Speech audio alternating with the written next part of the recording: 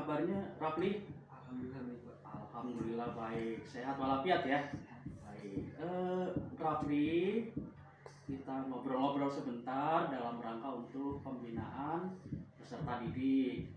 Ya, dimana menurut pantauan Bapak selaku guru kalian pengelolaan konstruksi dan properti, dari beberapa pertemuan Rafli beberapa kali tidak masuk tanpa izin.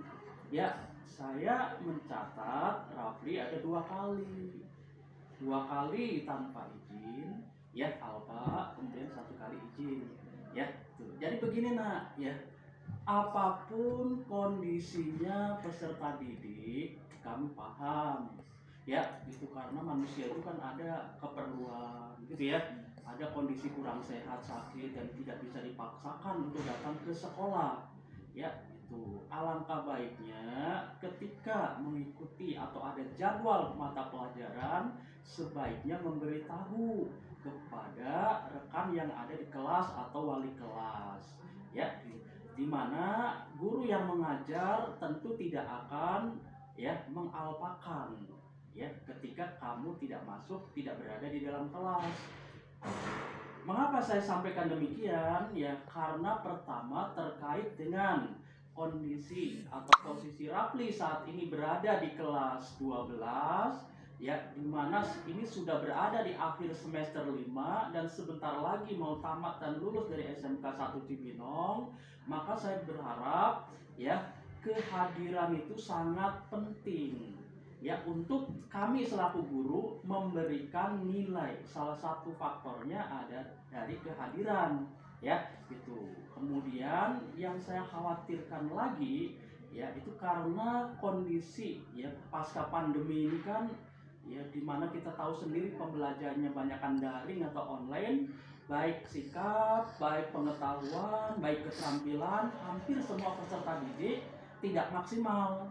Ya, itu pengetahuan juga dikirim materi pelajaran, tidak tahu dipelajari apa enggak di rumah, gitu ya. Itu dipelajari nggak ketika kami mengirimkan gitu pelajaran di rumah? Yang pertama belajar pas tapi nggak sampai habis gitu ya. Tapi dibaca doang. Oke. Berarti begini nggak ya? Oke. Saya berharap alumni BKP SMK 1 Cibinong ini punya 3 hal itu. Sikapnya baik, tidak perlu Bapak jelaskan baik, jujur, pekerja kelas, disiplin, dan lain-lain. Kemudian yang kedua, pengetahuan. Saya berharap ilmu yang diperoleh di bangku sekolah itu ada gitu loh. Ya, jadi kalau gelas jangan kosong. Datang itu kosong dari SMP ke SMK. Ya, kemudian mau keluar tetap kosong. Ada juga sedikit nambahnya. Kalau bisa penuh ilmunya, gitu ya, gitu. Sehingga pasca tamat itu bisa menjadi bekal untuk kehidupanmu di masa depan. Ingat bahwa ilmu yang diperoleh di bangku sekolah ini sekaligus pendidikan di sekolah SMK ini dan dimanapun itu pendidikan itu adalah investasi masa depan.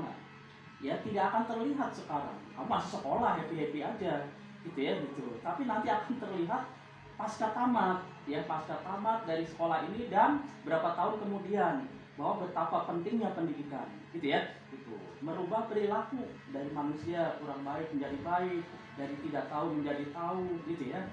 Dan yang banyak kita ketahui, banyak kehidupan manusia di dunia ini yang dari dulunya tidak mapan menjadi mapan, ekonominya dulu biasa saja menjadi makmur, berkecukupan. Salah satunya adalah karena ilmu, gitu.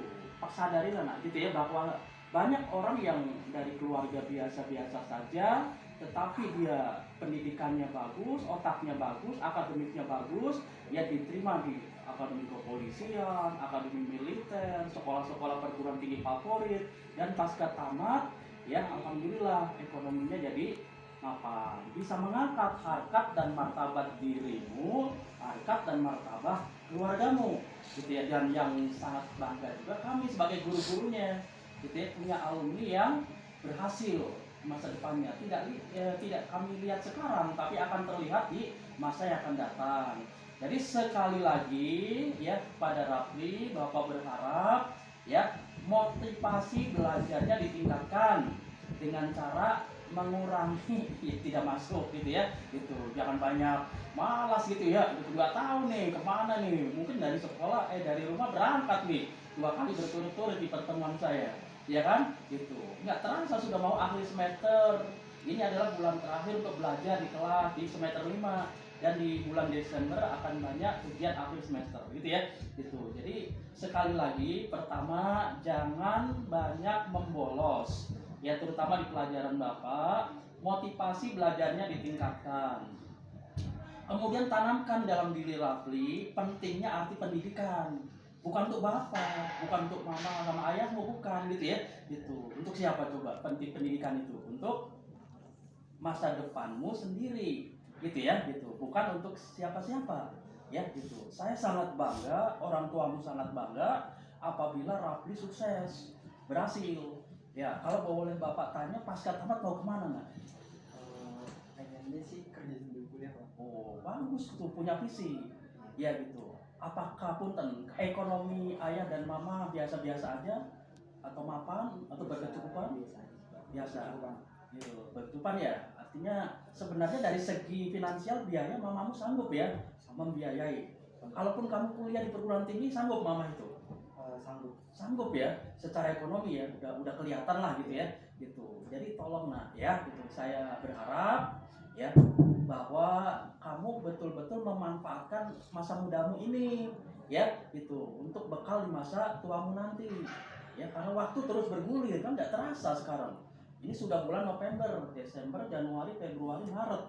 Ya udah 4 bulan lagi kamu udah ada tanda-tanda mau selesai sekolah itu. 4 bulan lagi nak, nggak terasa kalender itu sudah 1 lembar sama tambah 1 lagi, gitu ya, gitu. Udah selesai sekolahmu karena Maret ya, itu rata-rata di berbagai sekolah ya pelajaran-pelajaran sudah berakhir. Masih mending sekarang Maret.